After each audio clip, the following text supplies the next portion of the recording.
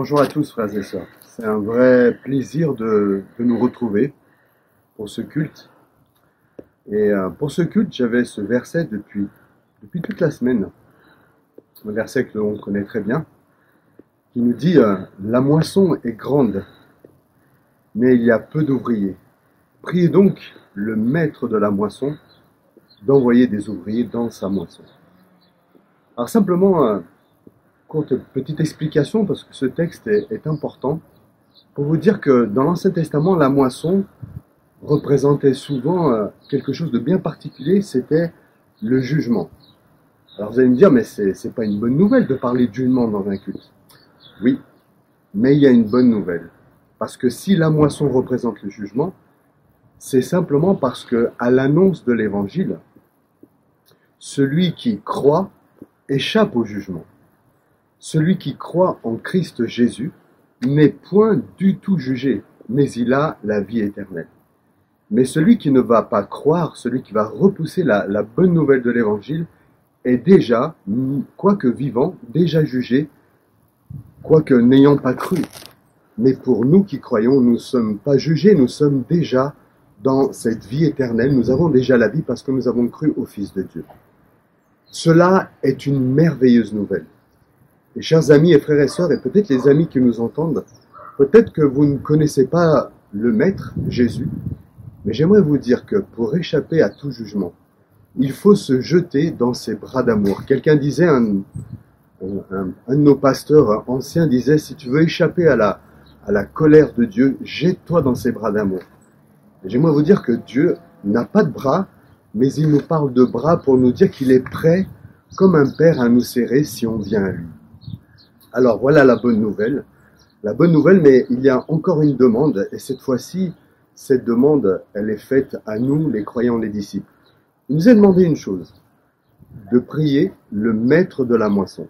Parce que c'est lui qui est le maître, et c'est lui qui nous dit de prier. Pourquoi? Parce que l'annonce de l'évangile ne suffit pas. Il faut non seulement annoncer l'évangile, mais prier pour que lui, le maître, envoie des ouvriers dans sa moisson.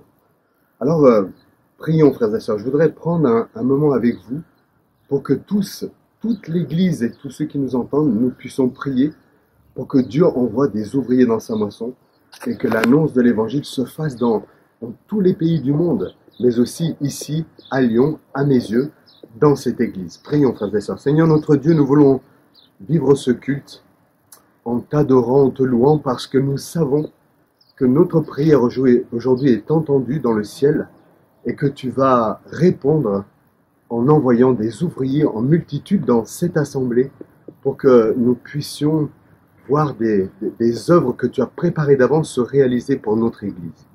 Te prions pour la paix que tu donnes à chacun, qu'il est à la bonne place, et ceux qui ne sont pas à la bonne place, tu les diriges vers ce que tu as préparé pour eux. Dirige ce culte maintenant et nous voulons nous réjouir en toi, dans la louange, en te louant, sans aucune gêne, aucune timidité, parce que tu es le Dieu vivant et vrai. Au nom de Jésus. Amen. Très bon culte. Louez Dieu, réjouissez-vous en lui. À tout à l'heure.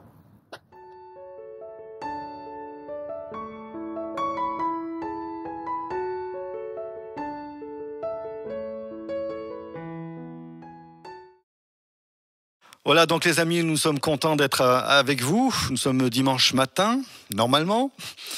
Donc nous allons louer le Seigneur, adorer son nom, tout ce qu'il représente pour nous. Et on voulait, avec Dorian et tous les amis sur scène, voilà, vous apporter quelques chants pour entrer dans sa présence. Et nous remercions le Seigneur parce que nous savons qu'il nous accompagne et qu'il siège au milieu des louanges de son peuple. Nous espérons tous que vous vous portez bien et que vous pouvez louer et adorer librement le Seigneur avec nous. Nous voulons entrer dans sa présence, entrer dans son temple. C'est là où il nous attend. Nous savons qu'il vit aussi dans nos cœurs et nous le bénissons. Et nous vous bénissons au nom du Seigneur Jésus.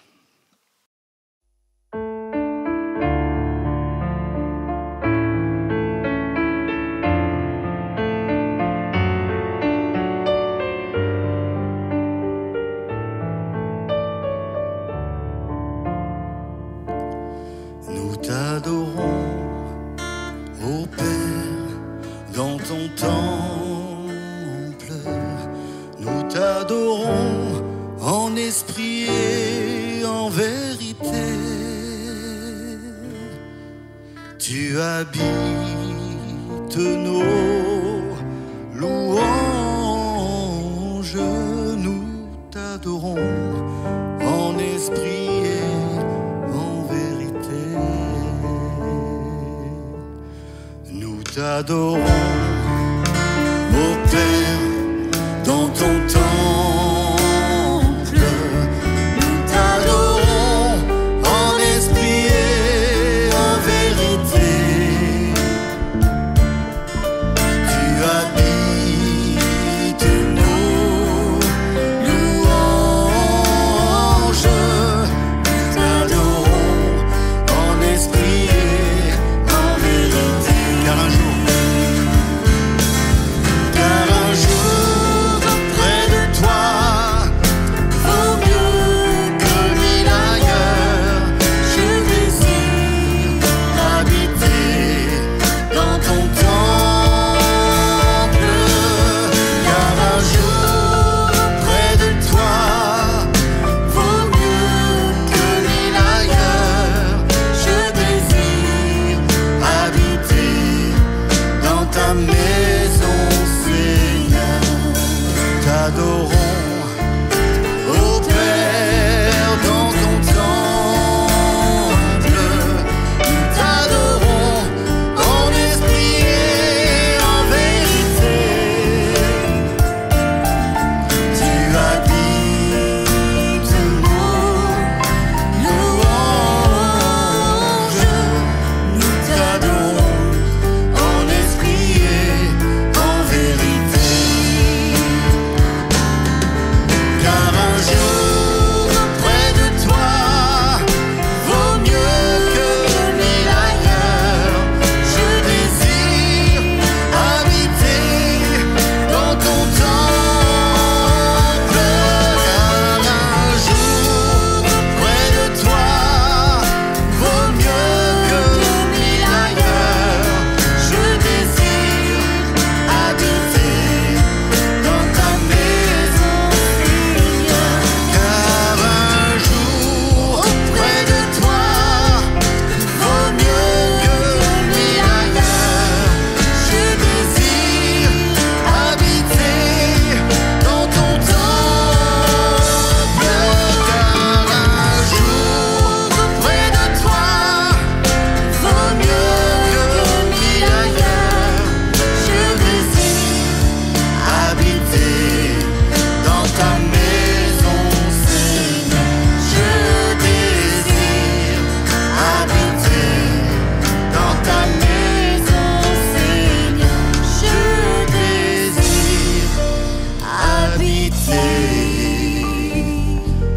dans ta maison, Seigneur.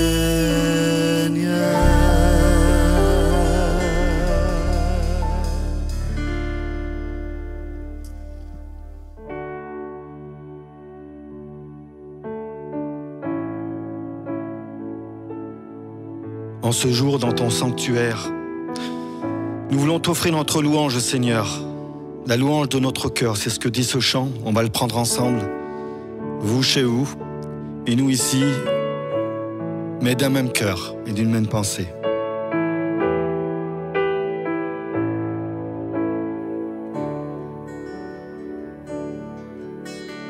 En ce jour et dans ton sanctuaire, je t'offre la louange de mon cœur.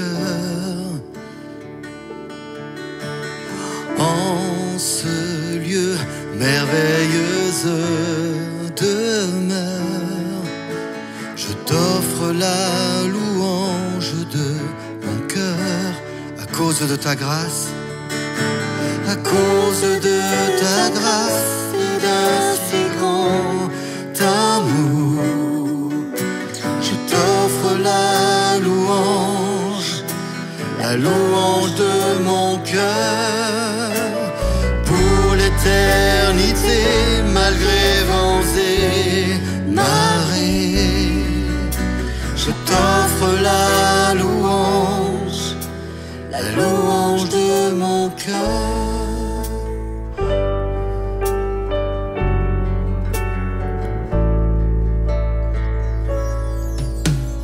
En ce jour et dans ton sanctuaire, je t'offre la louange de mon cœur. En ce lieu, merveilleuse demeure, je t'offre la louange de mon cœur. À cause de ta grâce et d'un si grand amour, je t'offre la louange de mon cœur. Pour l'éternité, malgré vents et marées, je t'offre la louange de mon cœur.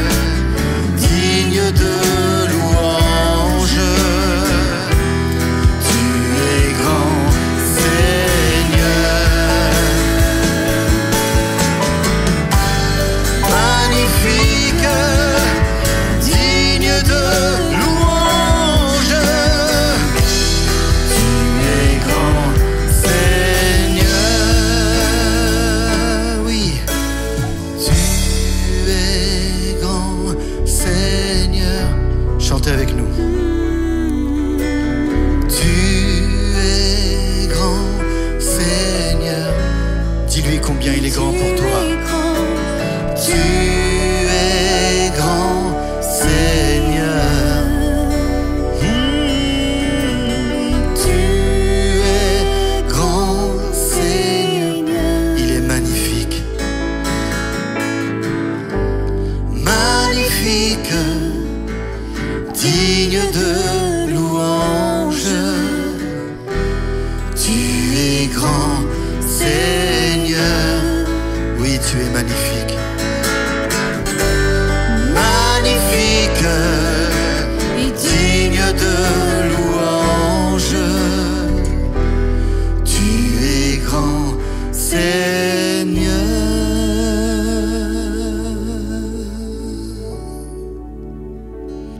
Tu es magnifique, Seigneur, et grand, grand dans nos cœurs, grand dans ton Église.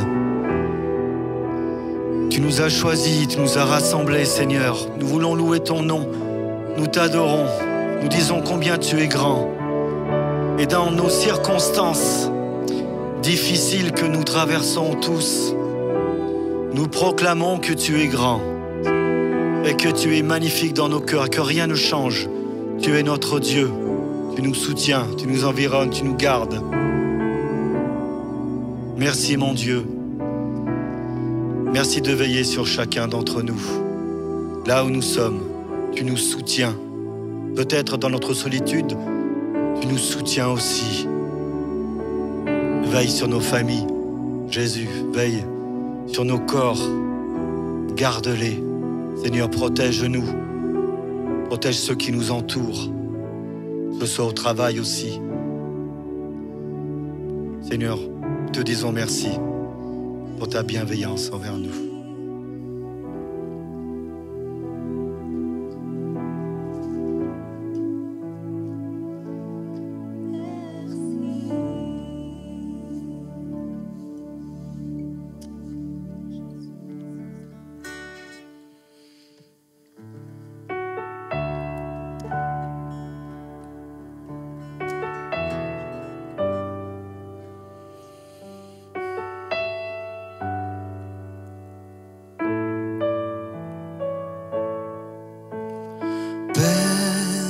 Je viens devant toi humblement, mon cœur veut te louer.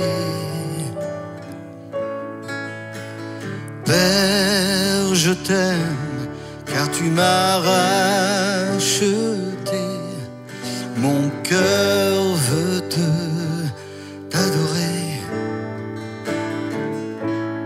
Conduis-moi dans ta présence, guide-moi vers ta gloire. Je voudrais voir ta face, ô Dieu, être près de toi.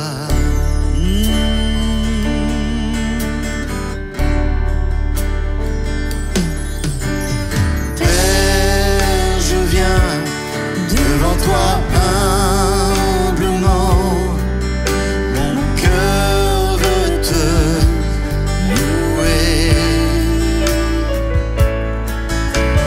Père, je t'aime car tu m'as racheté, mon cœur veut t'adorer. Conduis-moi dans ta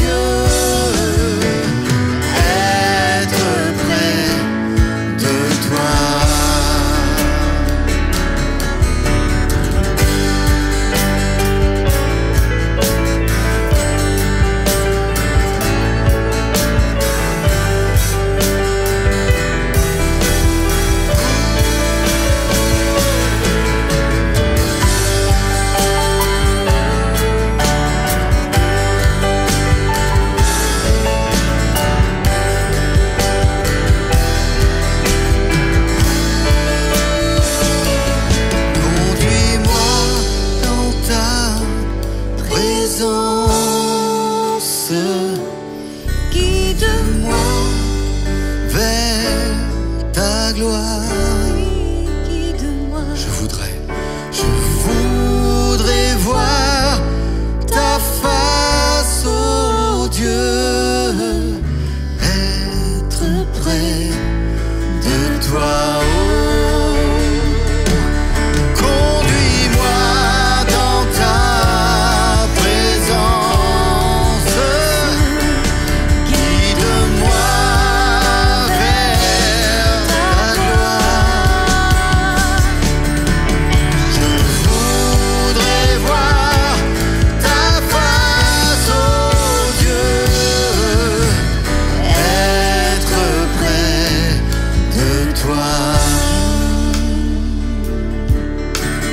Être près de toi.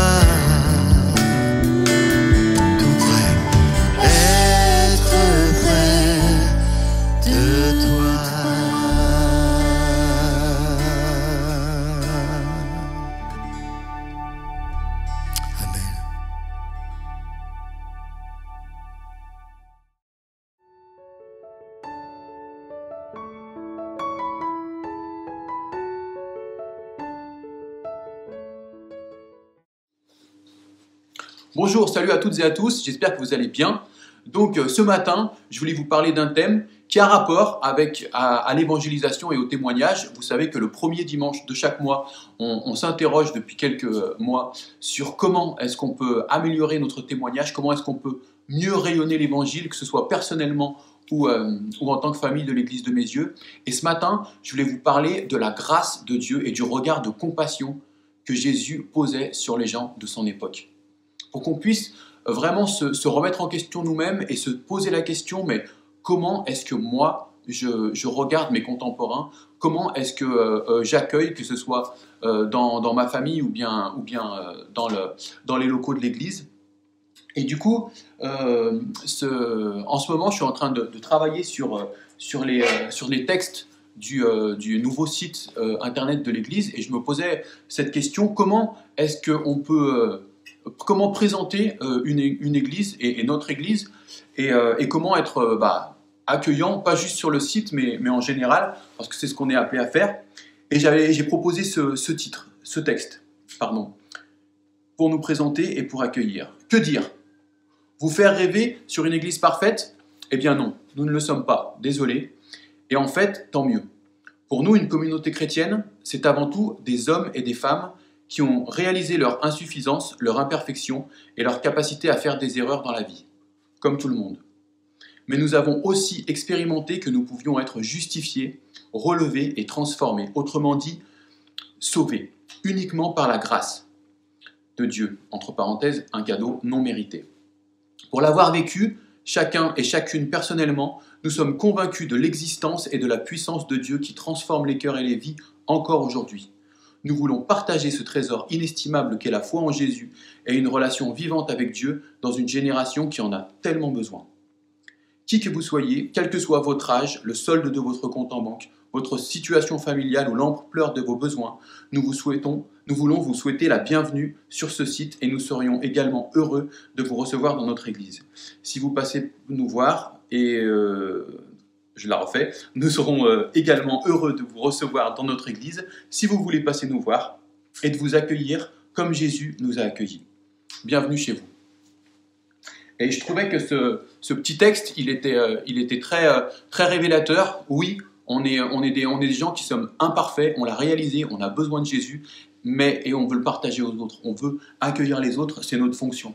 Et en ce moment, on est au début du mois de décembre et les enfants ils commencent à penser Noël à fond, hein. Sapin de Noël, les cadeaux de Noël, et ils font des dessins à l'école et tout, ils sont à fond.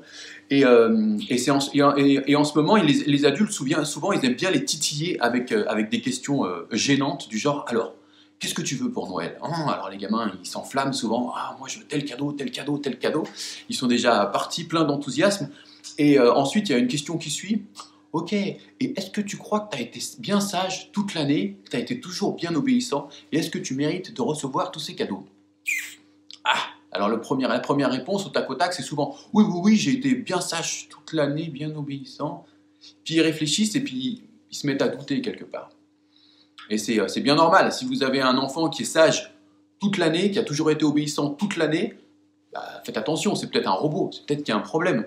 Parce que l'enfant parfait, il n'existe pas. Et même l'adulte, l'être humain parfait, n'existe pas. Et nous, en tant que chrétiens, on sait que le plus beau cadeau que l'humanité n'ait jamais reçu, c'est la personne de Jésus. C'est pour ça qu'on le fête à Noël, pas parce qu'il est né à Noël, je ne vais pas vous la faire. On sait très bien que Jésus il serait né beaucoup plus au printemps, mais on a choisi cette fête pour symboliser la venue de Jésus, le plus beau cadeau que l'humanité n'ait jamais reçu. Et cette fête de Noël, c'est un temps où on s'offre des cadeaux pour se dire « je t'aime » les uns aux autres, pour se dire « tu comptes pour moi », c'est un langage de l'amour. Et aussi, on se rassemble en famille et on se rappelle du cadeau inestimable que Dieu nous a fait en la personne de Jésus. C'est ça aussi qu'on fête à Noël. Et ce cadeau qu'on a reçu de la part de Dieu, on ne l'a pas reçu parce qu'on a été sage, bien sage toute l'année. On n'a pas reçu parce qu'on était des enfants obéissants, exemplaires dans la famille de Dieu. Non, on l'a reçu par pure grâce. Tout est grâce de la part de Dieu. On a reçu grâce sur grâce, tout vient de lui et rien ne vient de nous. Et du coup, la grâce, c'est quand on reçoit un cadeau qui est imméritée, qu'on n'a pas méritée, ou bien c'est quand il y a une sanction qu'on méritait et qui a été effacée, qui n'a pas été accomplie, qui n'a pas été mise à exécution. C'est ça la grâce. Soit un cadeau qui a été donné alors qu'on ne le méritait pas, ou soit une sanction qui a été abolie. On a la loi de la grâce présidentielle en France, par exemple. Le dernier cas qui a frappé l'opinion publique, c'était Jacqueline Sauvage. Cette pauvre dame, elle s'est mariée avec un homme qui était alcoolique, qui était violent, et ça a été une femme battue toute sa vie, elle et ses enfants, et un jour elle a craqué, elle a assassiné son mari. Elle a avoué son crime, elle a été jugée, elle a été condamnée à des années et des années de prison. Et alors que la sentence a été prononcée, il y a le président de la République de l'époque, François Hollande, qui lui a donné la grâce présidentielle, qui lui a dit oui, vous avez été jugé, condamné, vous êtes coupable, mais vu les circonstances, j'ai envie de vous donner cette grâce présidentielle et vous n'allez pas payer cette sanction, vous n'allez pas faire ces années de prison, vous êtes libre. Et là, cette Jacqueline Sauvage, elle a dû vraiment respirer différemment et elle est sortie de prison et elle a retrouvé sa liberté. C'était une grâce qu'elle a reçue de la part du président de la République de l'époque. Et il y a des magistrats qui ont vraiment s'y sont exprimés avec véhémence, qui n'étaient pas contents du tout, qui ont dit « Attendez, monsieur le président, vous ne respectez pas notre travail, on prend des décisions et vous arrivez avec vos passe-droits, vous court-circuitez l'autorité et vous ne nous respectez pas. » Parce que la grâce, ça peut énerver certains. Pourquoi cette dame, elle a reçu la grâce et pas une autre? Et pourtant, il n'y a pas besoin d'être un meurtrier, il n'y a pas besoin d'être un criminel. On a tous besoin de la grâce de Dieu. Il n'y a pas besoin d'avoir fait tous les crimes ou tous les plus gros péchés bien visibles du monde. Avec simplement une mauvaise pensée, on méritait tous la mort. On n'aurait pas pu passer l'éternité avec Dieu, tellement notre Dieu, il est saint. Et la grâce de Dieu, c'est un cadeau que Dieu nous fait comme ça, mais qu'on ne mérite absolument pas. Et parfois, on parle du Dieu de l'Ancien Testament comme si c'était un Dieu différent de celui du Nouveau. On dit, ouais, mais le Dieu de l'Ancien Testament, c'était le Dieu de la loi, c'était le Dieu qui punit. Et mais le Dieu du Nouveau Testament, mais dans le Nouveau Testament, on voit vraiment un Dieu qui pardonne, et le Dieu de la grâce est le Dieu qui pardonne. Pas tout à fait. Dieu, il a toujours été grâce, il a toujours été compassion, et en même temps, il a toujours été juste. C'est pas parce que maintenant on n'est plus sous la loi qu'on peut faire tout et n'importe quoi de nos vies. Non, il y a encore une loi du Christ, il y a encore une loi et des préceptes à respecter pour respecter les autres, pour se respecter soi-même, pour respecter sa famille. C'est pas parce qu'on est sous la grâce qu'on fait tout et n'importe quoi. Et vraiment, il y a ce Dieu déjà dans l'Ancien Testament, Dieu était le Dieu de la compassion. Il s'est jamais été le Dieu de la compassion, de la répression, de la condamnation.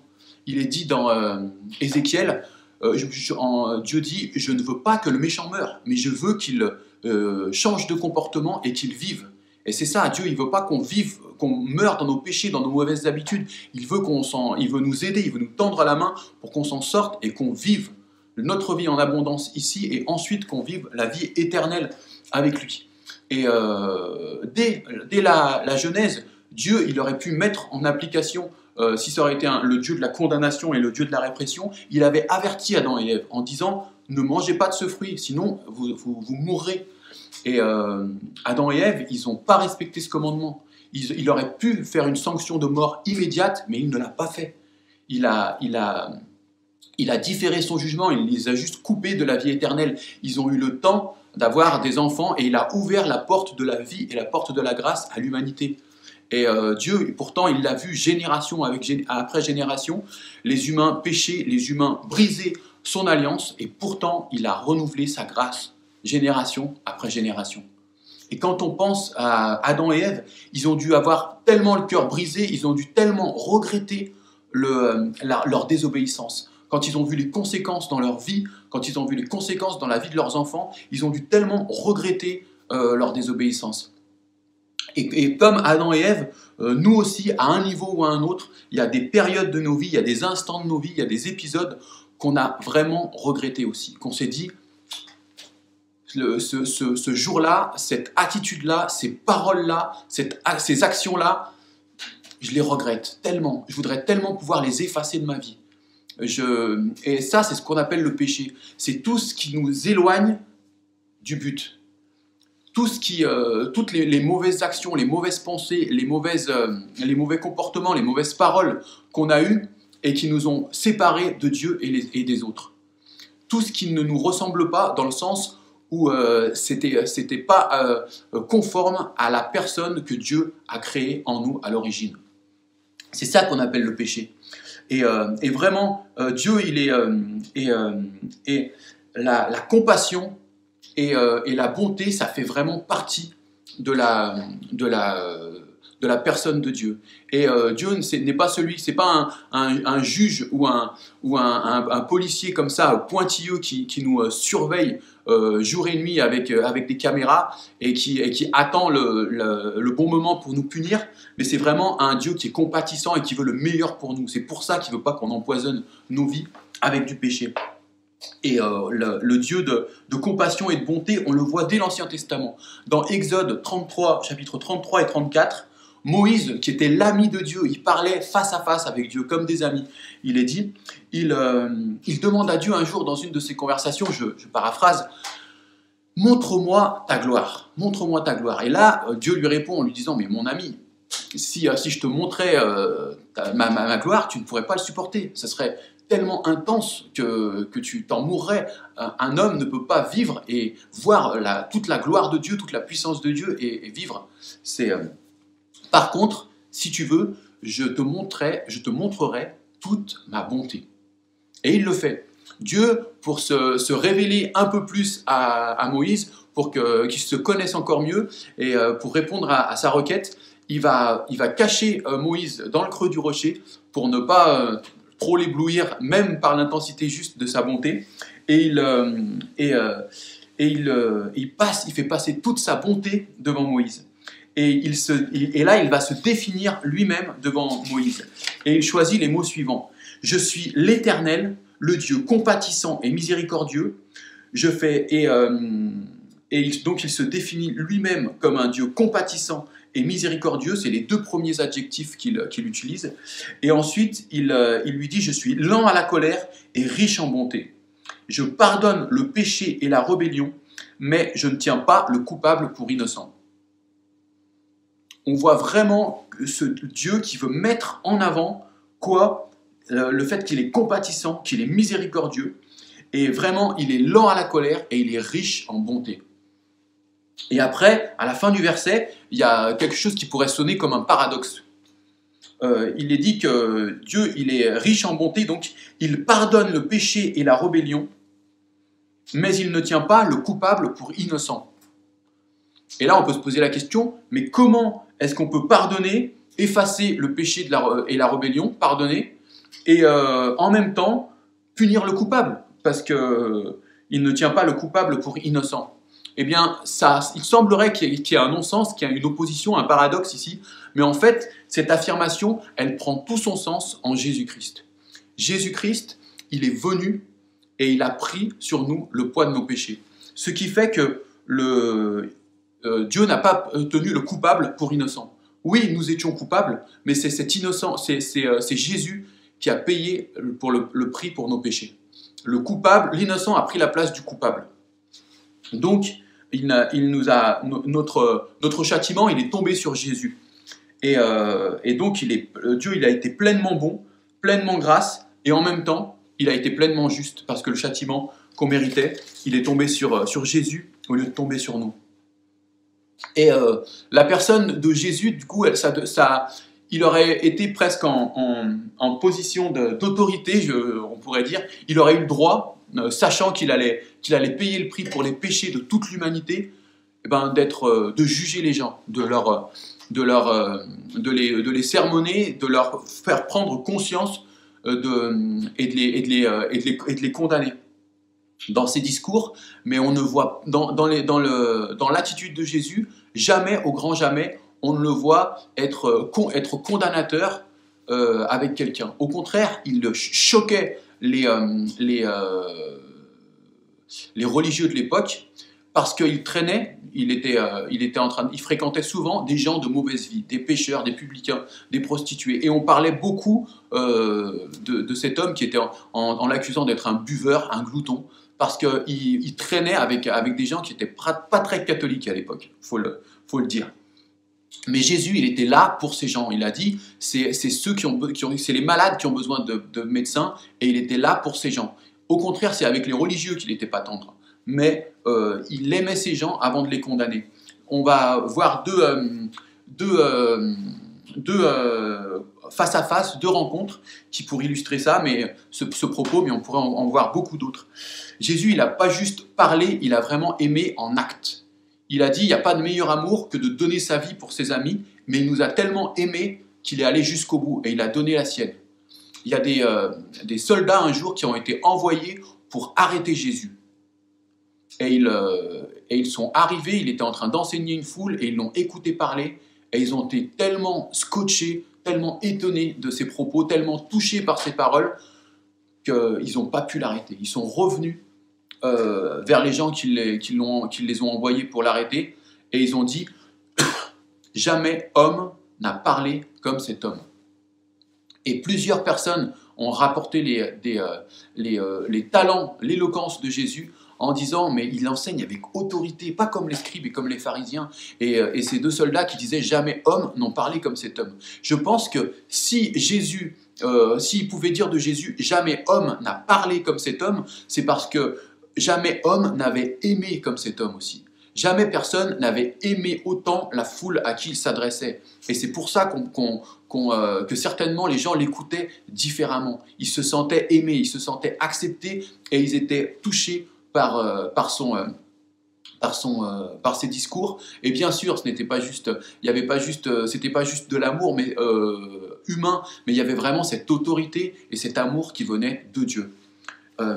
Donc Jésus, il a posé un regard d'amour et de compassion sur les gens de son époque. Je disais, quand Jésus rencontre la femme samaritaine, par exemple, près du puits, c'est midi, on est en plein milieu de la journée, et Jésus, il est prophète, nous dit le texte. Il savait tout de la vie de cette femme déjà.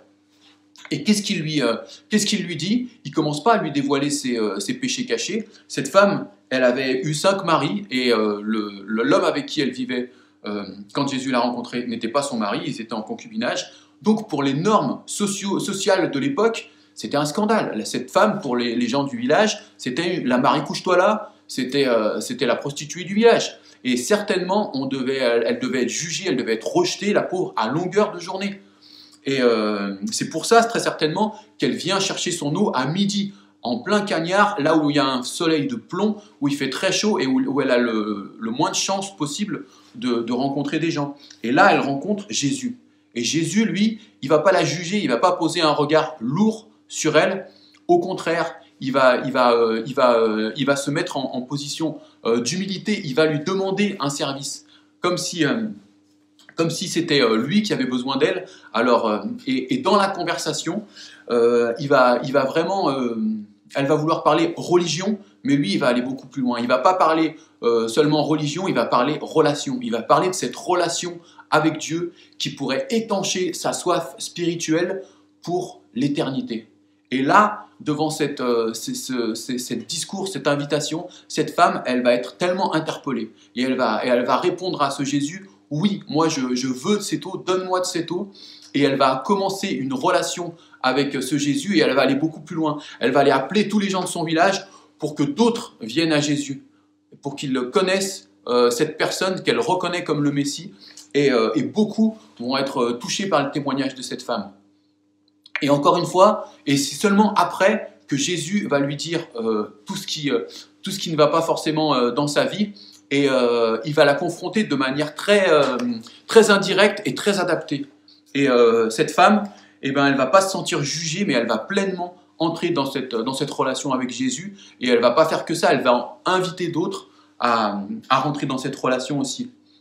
De la même manière, quand Jésus il rencontre Zachée, il sait quelle est la vie que cet homme mène. Il sait qu'il est en face d'un fonctionnaire des impôts qui est complètement corrompu, qui extorquait de l'argent au peuple de l'époque, Et il ne va pas l'attaquer de manière frontale en disant « Voilà, tu es un voleur, tu vois ce que dit la loi dans le Lévitique et dans le Deutéronome par rapport à ça, repens-toi, fais ci, fais ça. » La première chose, il sait que ces choses sont importantes, et il sait que ces choses sont importantes, mais la première chose qu'il va faire avec Zachée, c'est le rencontrer et l'aimer. Et il va lui dire « Zachée, aujourd'hui, il faut que je rentre dans ta maison.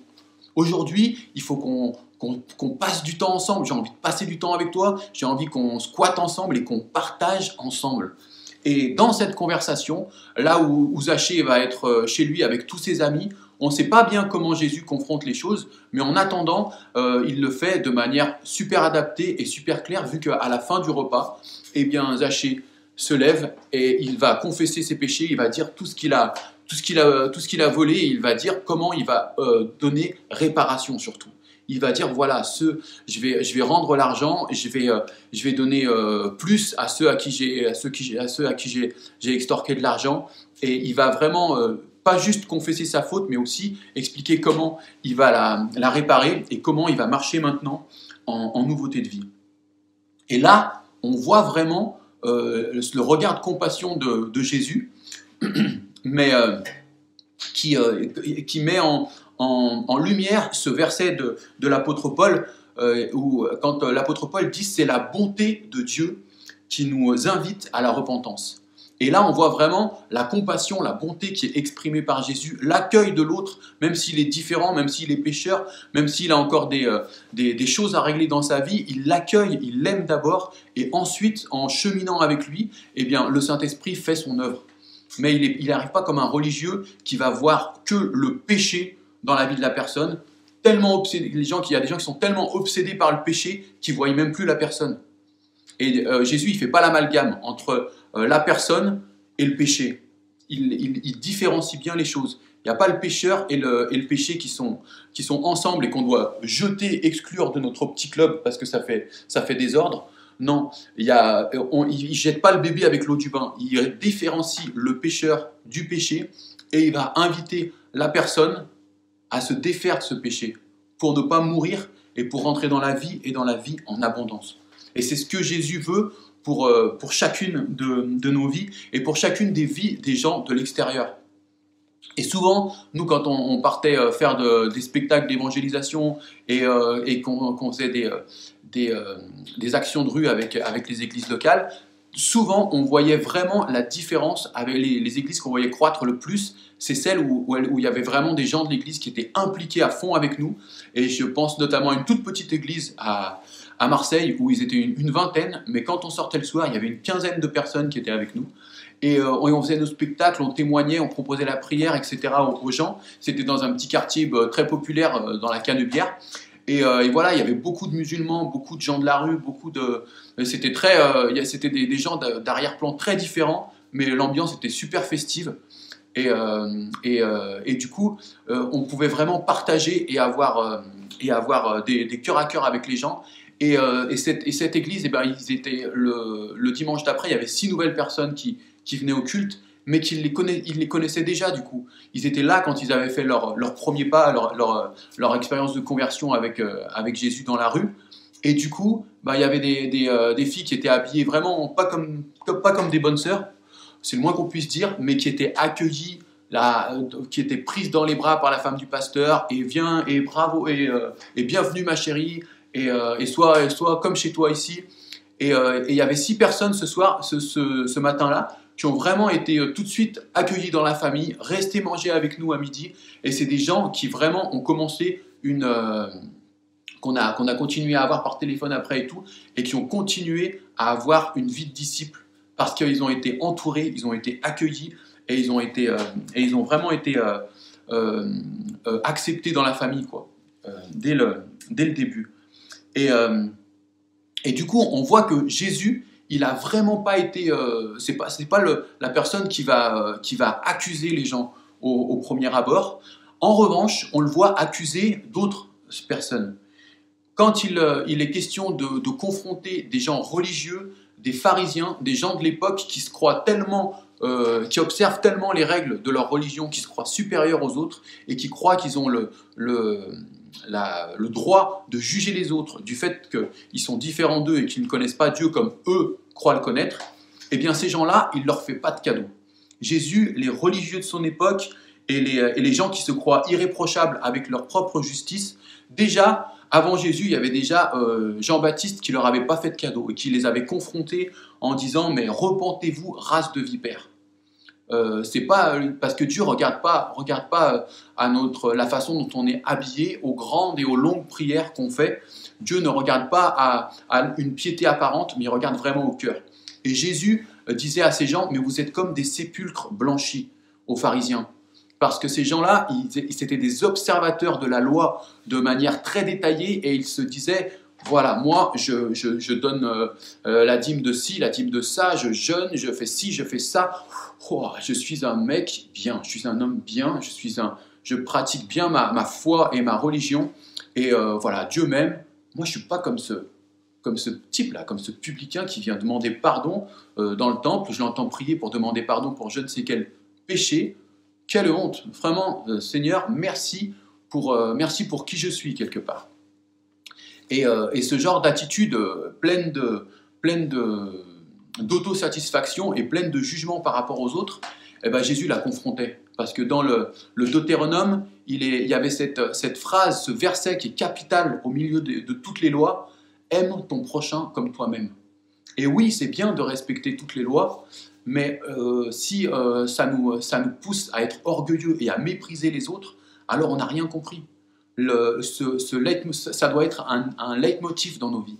Aime ton prochain comme toi-même. C'est pas facile, mais pourtant Jésus l'a dit et vraiment nous, ça doit vraiment nous parler en tant que chrétiens quand on voit l'attitude de Jésus. Jésus, c'était l'ami des pécheurs, c'était l'ami des prostituées. Et il passait du temps avec eux, il les accueillait, ces gens. Alors que c'était des gens qui étaient rejetés de la société à l'époque. Mais en revanche, aux religieux, à ceux qui passaient leur vie au temple et qui connaissaient soi-disant toutes les lois et qui les mettaient en pratique, eh bien ceux-là, ils ne leur faisaient pas de cadeaux. Bien sûr, pas des gens qui vivaient leur foi sincèrement, hein, mais je vous parle de religieux qui se croyaient meilleurs que les autres et qui jugeaient les autres. Et du coup, qui était un contre-témoignage par rapport à Dieu. Donc, rappelons-nous de ça. Nous, n'ayons pas peur d'être trop aimants ou trop accueillants. Mais au contraire, méfions-nous de cet esprit de religiosité, de cet esprit des pharisiens, de cet esprit ayons plus peur d'être trop dans le jugement, trop coincés dans nos habitudes. Ça peut vraiment être un contre-témoignage à Dieu. Et il y a cet évangéliste que tout le monde connaît qui s'appelle Billy Graham qui disait « c'est pas à moi de juger ». C'est le travail de Dieu de juger, c'est le travail du Saint-Esprit de convertir les gens. Moi, mon travail, c'est d'aimer. Et si on n'est pas dans l'accueil, si on n'est pas dans la bienveillance, on n'est pas dans l'évangile. Si on n'a pas cette compassion qui est dans l'accueil, dans notre assemblée, eh ben on n'est pas dans l'évangile. Et parfois, dans l'église, il y a cet esprit religieux qui peut sévir, où on est bien entre nous, et où quelque part on a tellement nos habitudes et on a tellement bien que quelqu'un rentre de l'extérieur ou quelqu'un de l'intérieur chute ou fait tombe, comme ça peut arriver à n'importe qui, et ben on peut être dans le dénigrement et dans le jugement. Carlos, dans une de ses prédications, il nous parlait d'un témoignage qui avait brisé son cœur. Je crois que c'était une femme qui était de l'église, je pense, qui avait vécu quelque chose de difficile, suite à un divorce, et vraiment elle avait du mal à retourner à l'église en se disant j'ai peur que les gens me jugent, et il l'avait vraiment encouragée en disant mais non, viens, et tout, c'est important, il faut faut pas que tu te désolidarises de l'église. Au contraire, tu as besoin de continuer à être encouragé, et viens vraiment à l'église. Et au premier culte où elle est revenue, il y a quelqu'un qui est venu la voir. La personne n'a jamais voulu dire qui c'était, bien sûr, et qui a dit à cette femme, toi, tu oses revenir ici après ce que tu as fait?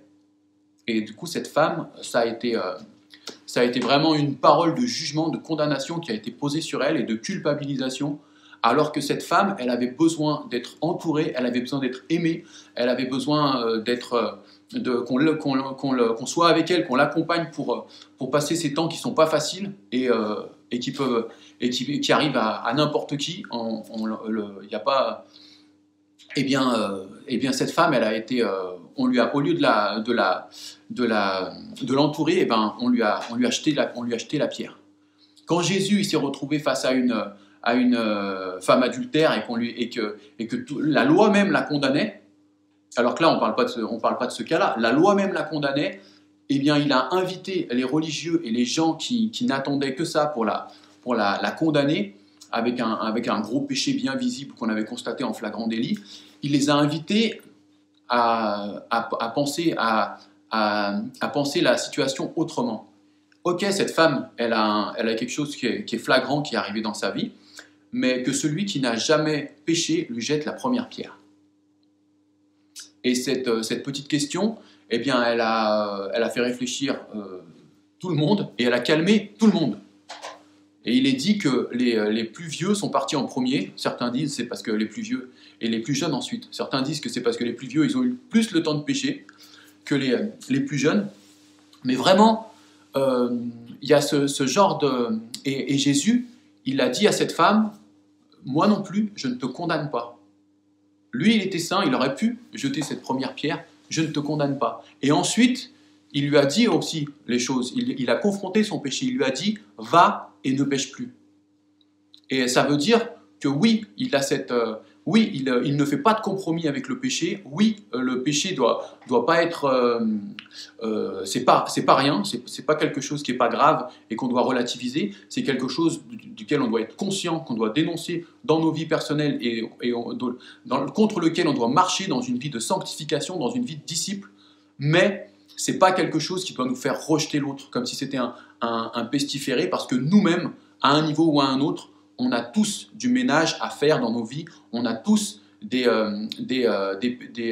péché à un niveau ou à un autre sur lequel on doit travailler, sur lequel on doit vraiment laisser le Saint-Esprit nous parler et nous faire avancer, et on a de quoi balayer devant notre porte avant d'aller balayer et avant d'aller condamner les autres. On a de quoi, il faut d'abord qu'on retire la paille qui est la poutre qui est dans notre œil, comme Jésus le disait aux pharisiens, avant d'aller faire des leçons aux autres pour leur enlever la paille qui est dans le leur. Et du coup, vraiment, dans le ministère de Jésus, on le voit ce cœur. Quand en tant qu'Église, on doit vraiment se remettre en question. Qui suis-je, moi, pour juger? Quelle réponse on peut apporter à des paroles de condamnation comme ça entre nous dans l'Église? Eh ben, on pourrait répondre avec plusieurs versets.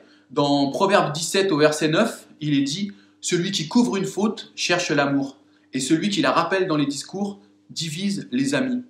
Soyons plus de ceux qui fédèrent que de ceux qui divisent. » Dans Éphésiens 4 au verset 31, il est dit que toute amertume, que toute animosité, toute colère, toute clameur, toute calomnie, et on sait ce que la calomnie peut faire comme mal dans une assemblée, et toute espèce de méchanceté disparaissent du milieu de vous. Des fois, il y a du jugement c'est tellement de la pure méchanceté qui n'ont rien à faire au milieu de nous. Et je finirai par Jacques.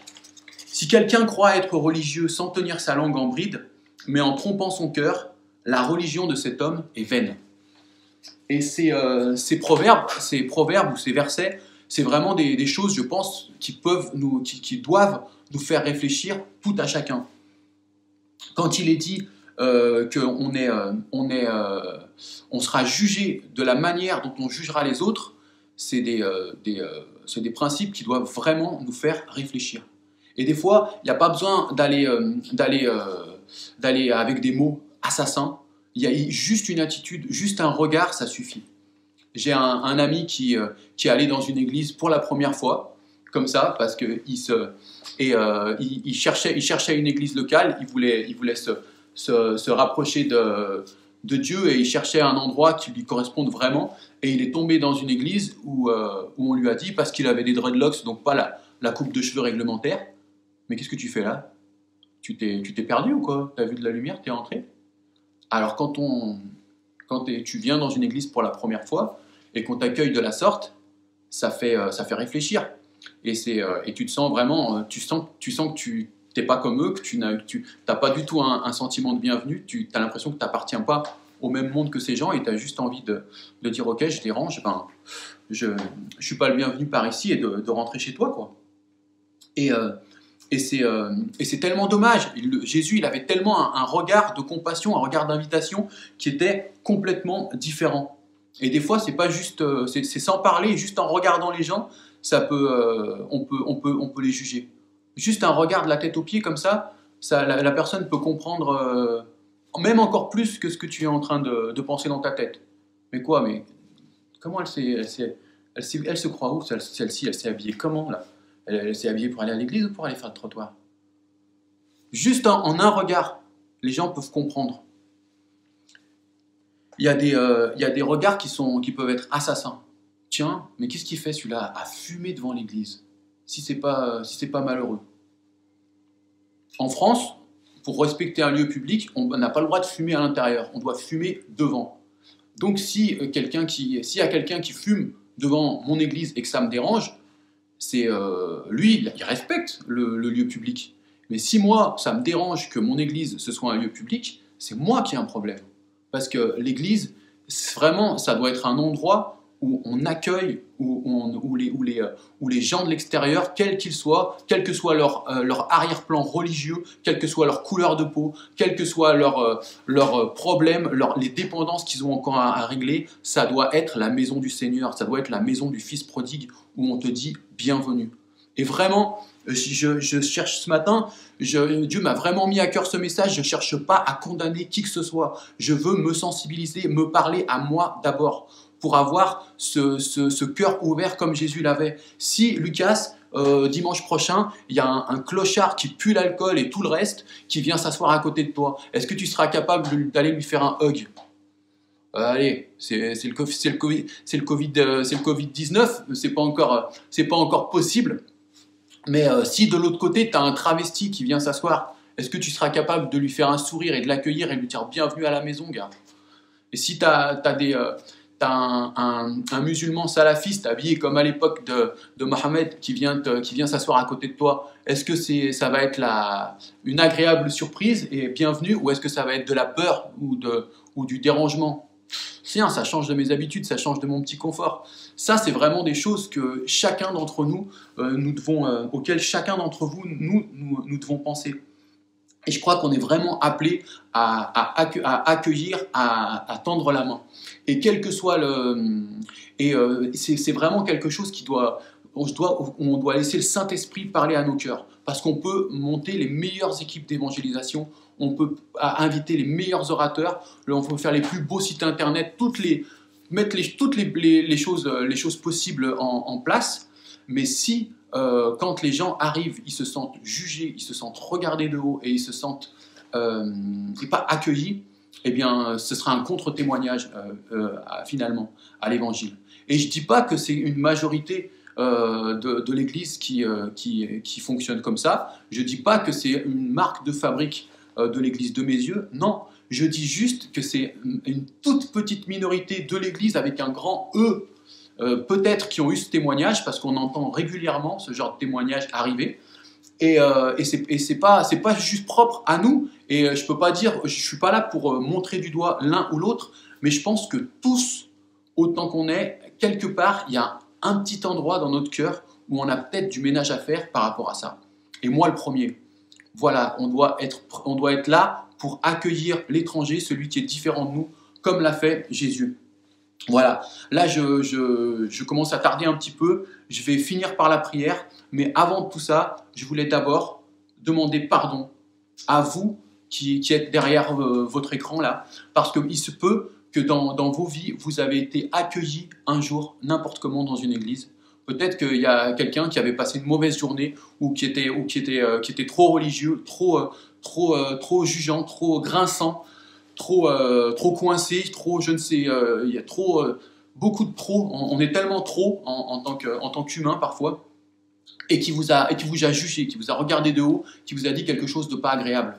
Et vous vous êtes senti jugé, catalogué, vous vous êtes senti rejeté. Eh bien, j'aimerais vous demander pardon en tant que chrétien, au nom de l'Église, et j'aimerais, au nom de l'Église, avec un grand E, de toutes les églises du monde, quel que soit l'endroit où ça s'est passé, parce que Jésus, qui que vous soyez, du moment que vous venez à lui, eh bien, il ne rejette jamais personne. Quelle que soit votre coupe de cheveux, quel que soit votre look, quel que soit votre arrière-plan, si un jour on vous a rejeté d'une église en disant « bah non, tu fais pas partie du club », eh bien, c'est pas juste. Jésus n'a jamais rejeté personne et il veut juste vous aimer, vous accueillir dans ses bras. Il vous aime tel que vous êtes. Il vous aime tellement qu'il ne veut pas que vous restiez tel que vous êtes. Il veut vraiment que vous changiez de vie et que votre vie soit une vie pleine de lui et une vie en abondance. Je voulais terminer par la prière, mais avant ça, je voulais prendre un temps pour demander pardon à toutes les personnes qui un jour se sont senties jugées dans l'église. Peut-être qu'un jour tu es rentré dans une église parce que tu cherchais de l'amour, de la compassion ou simplement des réponses. Tu cherchais Dieu d'une manière ou d'une autre. Tu cherchais le bon berger et tu as peut-être été accueilli par des chiens de berger qui t'ont grogné dessus. Peut-être que tu as rencontré une attitude légaliste, une attitude qui t'a jugé, qui t'a regardé de haut et qui a posé un jugement sur ta personne au lieu de t'accueillir et de te montrer l'amour et la compassion du Christ. Et en tant que chrétien et au nom de Jésus, je veux vraiment te demander pardon parce que ces attitudes, elles sont pas du tout conformes à l'évangile. Jésus, il n'a jamais mis dehors qui que ce soit, il n'a jamais refoulé qui que ce soit, il a accueilli tout le monde avec des bras grands ouverts. Il a, quel que soit leur arrière-plan, quel que soit leur péché, quelle que soit leur origine, il a accueilli tout le monde avec les bras grands ouverts. Et vraiment, il les a aimés, il nous a aimés jusqu'à donner sa vie pour transformer nos vies. Donc, je te demande pardon au nom de Jésus et ne laisse pas une attitude religieuse coincée dans ses habitudes te séparer de l'amour de Dieu. Dieu t'aime, Jésus il a donné sa vie pour que tu aies cette relation avec Dieu. Ne te laisse pas avoir par ses comportements religieux, mais va au-delà, parce que Dieu aime tellement, il veut transformer ta vie et il veut t'emmener ailleurs. Donc je veux vraiment demander pardon, mais ne laissez pas ce genre d'attitude vous éloigner de Dieu le Père, parce que c'est le trésor le plus inestimable qu'on peut rencontrer sur cette terre, et ce serait vraiment dommage de s'arrêter à cette première expérience. Et vous, et frères et sœurs, aussi, vous avez pu, vous pouvez encore parfois rencontrer l'immaturité, la calomnie à gauche, à droite. Parce qu'on est des hommes et des femmes imparfaites. Et vraiment, rappelez-vous de cette grâce de Dieu et de ce pardon pour aller au-delà et vraiment pour continuer à garder les yeux fixés sur l'objectif et pas sur les petites frustrations. Vraiment, le message de ce matin, c'était pas pour condamner qui que ce soit, mais vraiment pour qu'on puisse s'examiner chacun, pour pas être dans le jugement et vraiment éliminer toute poussière de jugement ou de calomnie dans nos vies. Parce qu'on n'est pas là pour se juger les uns les autres, on est là pour se juger soi-même et vraiment pour avancer ensemble, en famille. Alors soyez bénis. Seigneur Jésus, tu vois ce que j'ai dit ce matin, ce que j'ai partagé avec justesse parfois et avec maladresse parfois. Eh bien, Saint-Esprit, je te demande vraiment de prendre la suite et de continuer à nous enseigner, Seigneur.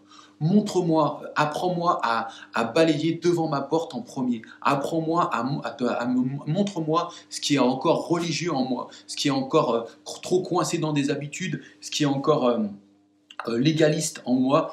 Et vraiment, tu dis qu'on sera jugé comme de la même manière qu'on jugera les autres. Eh bien, apprends-moi à avoir le jugement qui était dans le regard de Jésus, c'est-à-dire la compassion, l'amour, l'accueil de l'autre en premier, Seigneur. Mais apprends-moi vraiment, montre-moi ce qu'il faut encore que tu changes en moi pour accueillir comme toi tu accueillais, Seigneur Jésus. Amen. Amen. Eh bien, merci beaucoup pour votre écoute. J'espère que ça a été un sujet d'encouragement pour vous. Et je vous fais des bisous. J'en profite parce qu'on a le droit sur Internet. Et puis prenez soin de vous. À très bientôt.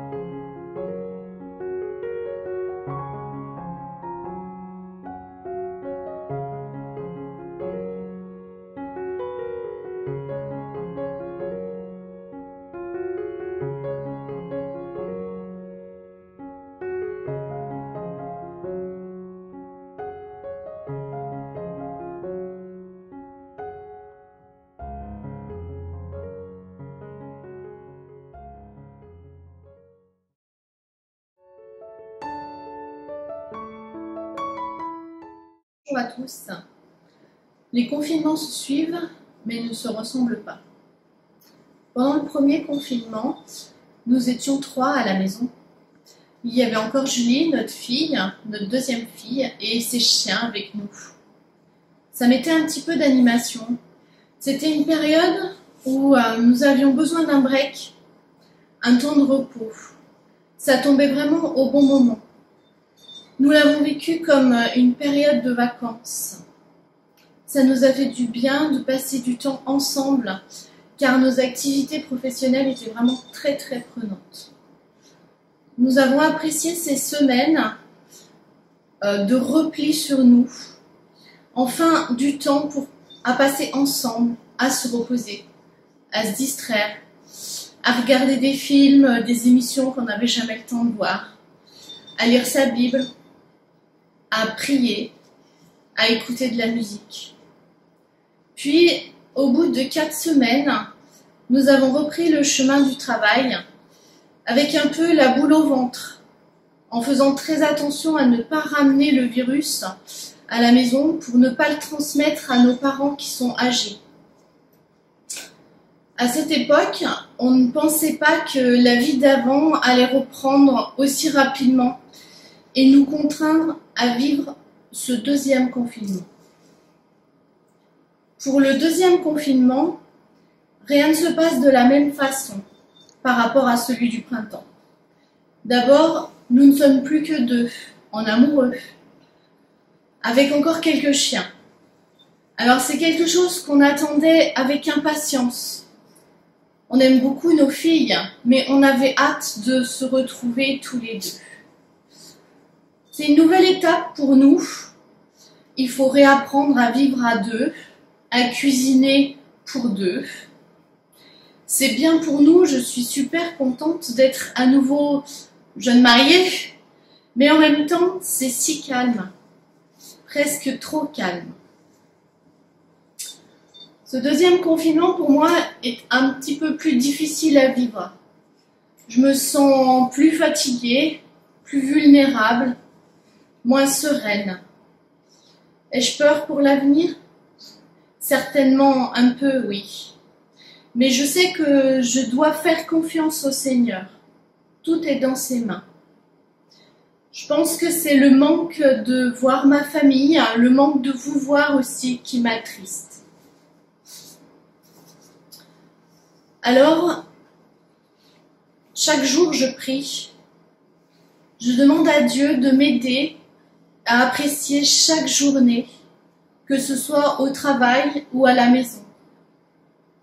Et chaque jour qui passe, Dieu me donne un peu plus de paix et beaucoup, beaucoup plus d'amour. Alors merci Seigneur pour ta présence dans ma vie. Merci pour ta vie en moi. Quel cadeau inestimable tu m'as fait. Vous me manquez tous, mes frères et sœurs. J'ai hâte de vous revoir et je vous aime tous très fort.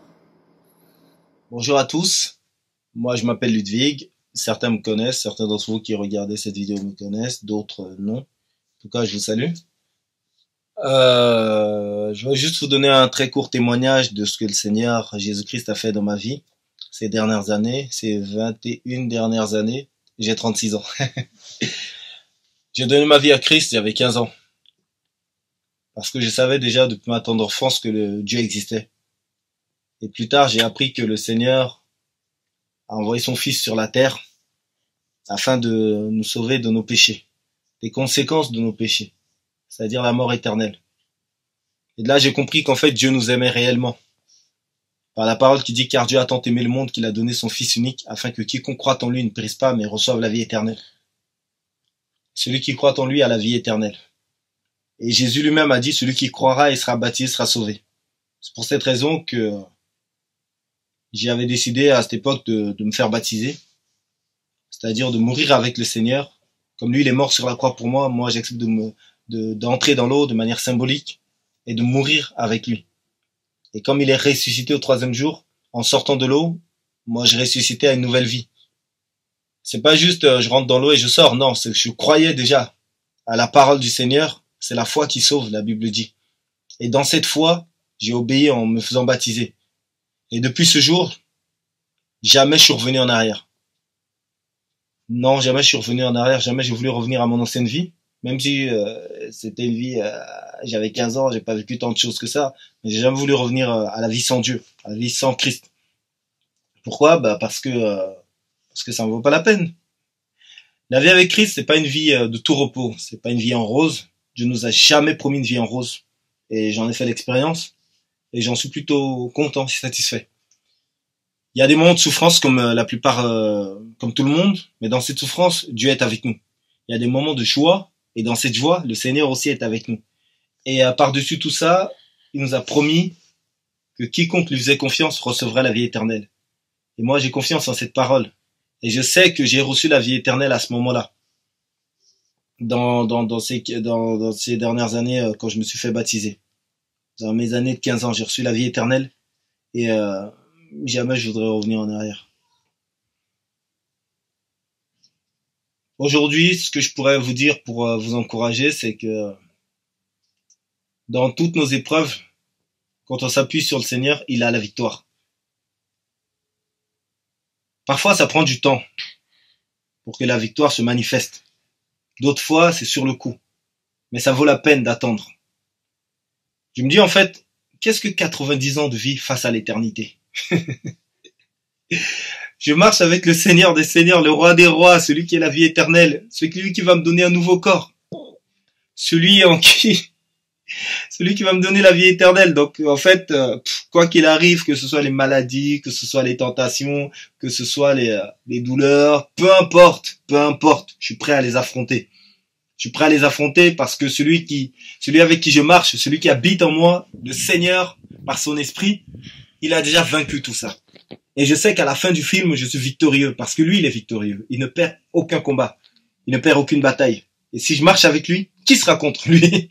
Par conséquent, qui sera contre moi? Donc voilà. Je sais qu'on est dans des temps difficiles. Je sais que c'est chaud. Je sais qu'il y a des choses qui se disent à gauche, à droite. Mais prenez courage. Prenez courage. Aujourd'hui, on est plus proche du retour du Seigneur qu'au début, qu'au temps des apôtres. Donc, je vous encourage vraiment à marcher avec le Seigneur parce que le Seigneur, il ne ment pas. Il est la vérité, il dit la vérité. Ce qu'il dit dans sa parole, il va l'accomplir. Donc, voilà. Aujourd'hui, je sais que Dieu est mon Père. Et je sais que c'est lui qui me protège. Et Dieu ne rejette aucun de ses enfants. Je fais mon possible pour marcher dans l'obéissance à sa parole. Et je n'y marche pas parce que j'aurais peur de perdre la vie éternelle ou quoi. Non, c'est une vie éternelle. Comment tu peux perdre une vie éternelle? La Bible dit Dieu ne se repent pas de ses dons. Ce que Dieu nous a donné, il va pas le reprendre. Et quand il nous donne la vie éternelle, il nous donne aussi la force, la puissance, la capacité surnaturelle de marcher dans cette vie. Donc voilà, je vous encourage tous, ne soyez pas seuls dans vos luttes. Appuyez-vous sur le Seigneur. Ne soyez pas seuls dans vos angoisses. Appuyez-vous sur le Seigneur afin qu'il vous donne la paix qu'il vous donne la joie.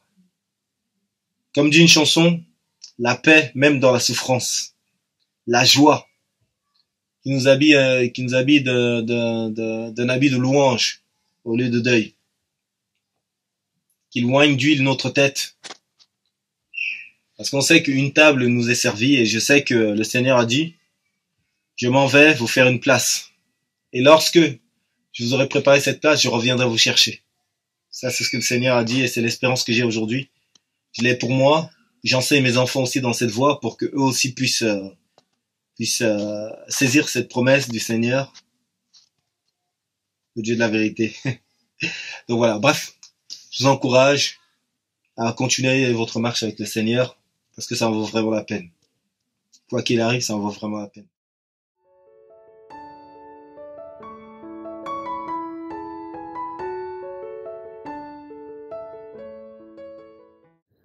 Voilà, frères et sœurs, nous avons la joie d'avoir vécu ce culte ensemble.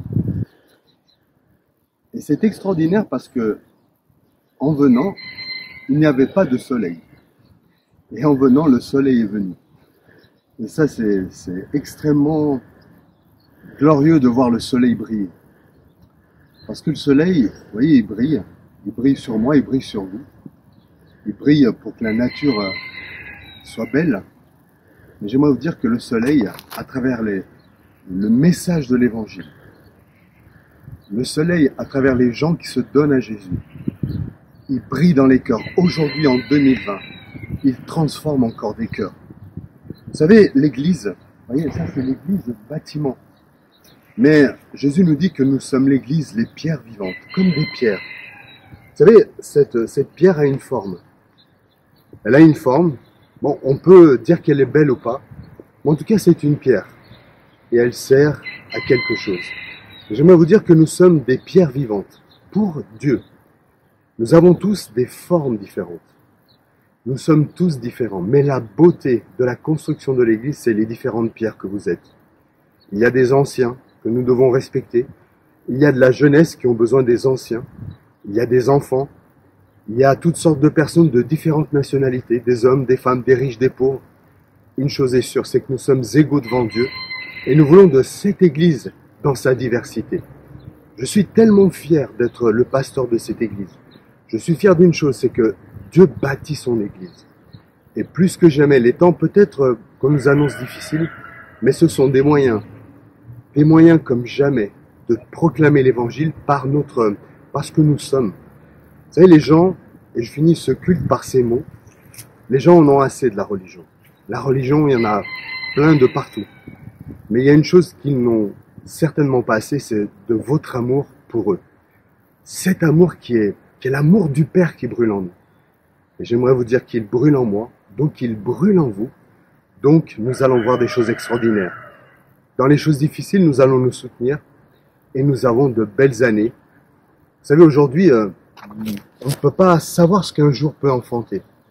Mais en tout cas, demain, je peux ne pas être là, mais aujourd'hui, je fais tout ce que je peux pour annoncer le Christ, Jésus, pour aimer, pour tendre la main à mon frère, à ma sœur, à ceux du dehors.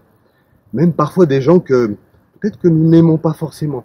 Mais c'est ça l'évangile. Jésus n'est pas allé vers des pharisiens, il est allé vers des gens de mauvaise vie, des gens que personne n'aimait, des reclus de la société. Il est allé vers eux, il leur a tendu la main et s'est arrêté sur le bord des chemins. Il a relevé ceux qui étaient malades. Jésus, ne nous trompons pas, n'est pas venu pour les bien portants. Il est venu pour les malades. Donc j'étais un grand malade. Aujourd'hui, même malade dans ma santé, je suis en meilleure santé que ceux peut-être qui ont une bonne santé. Parce que je connais celui qui guérit, je connais celui qui donne la joie, je connais celui qui donne la paix, je connais celui qui donne l'amour. Et cela a un prix inestimable. Alors, pierre vivante, continuez dans votre construction, continuez à briller. On vous aime. À dimanche prochain. Passez une bonne semaine en Christ en vous téléphonant. Amen.